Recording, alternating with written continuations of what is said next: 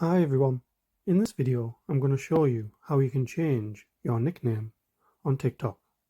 So if you find this video helpful, please give it a like and make sure you subscribe for more useful tutorials.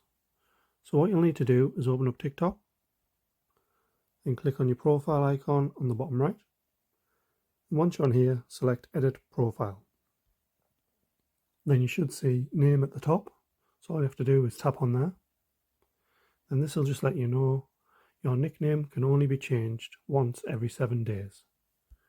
And you can pretty much put anything you want on here. Doesn't matter if other people have got it or not. So once you're happy with whatever you've put in, all you need to do is select Save in the top right.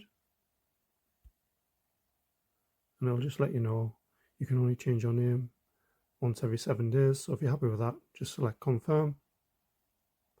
Then you'll see your name changed on your profile. Thanks for watching.